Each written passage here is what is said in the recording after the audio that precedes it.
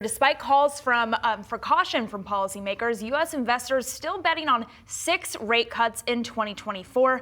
But are business leaders just as optimistic? Yahoo Finance's executive editor Brian Sozzi and our own Julie Hyman spoke with folks on the ground in Davos, Switzerland at the World Economic Forum on their rate expectations in the year ahead. Here's what they had to say.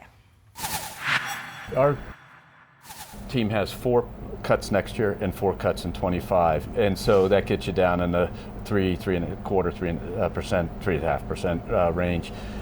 So that will feel quick, but it's less the pace is where it stops out. Now it's our house view that we will see rate cuts this year, maybe a little less than what the market's expecting right now, and maybe a little later as well. But we'll have to see. Are you in the camp of 6 rate cuts this year? Yes, we are. And we're in the camp that they begin in March, which is more aggressive now that it seems like a lot of the market peers are believing. I think we have a soft landing. Maybe we'll get 3 cuts, something like that. I think the Fed just doesn't know what it's looking for. Ultimately, the driver of rate cuts, in my view, is what happens to inflation. And the disinflationary trend cutting through the monthly ups and downs, that's still very much intact. It's very much intact, but those ups and downs that he mentioned are what's driving the markets, at least from my perspective. Josh, I want to look at the VIX because while I was at the stock exchange this morning, the VIX are passing 15 for the first time since November, hitting 16 at one point. And this is the fear gauge on Wall Street, right? So this tells us that there's a little bit of that concern potentially coming in, questions about what the Fed is going to do next.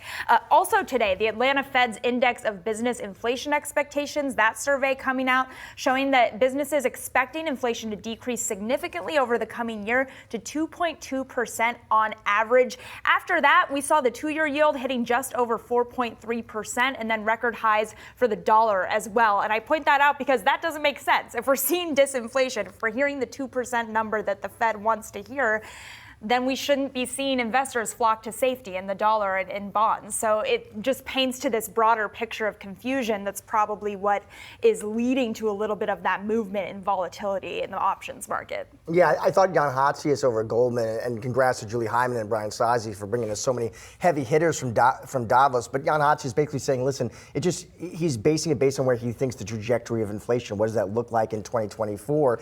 And you've heard any number of our central bankers come out and say, listen, they like the trajectory, they like where it's going, it is moving in the right direction, but they still got to get back to that Fed's 2% target, and importantly, the sustainability there. That's the key word. Not just getting it back to target, but then maintaining it. And how tough is that last leg going to be? A big question, especially as you see, geopolitics, the Red Sea, any kind of upside risks that can cause to inflation. You have to imagine that's kind of what is keeping Jay Powell up at night, is that risk of inflation rebounding in 2024. And the data, as he likes to say, right? We got to wait for the data. We heard Waller reiterating that. So we await the data as well, Josh.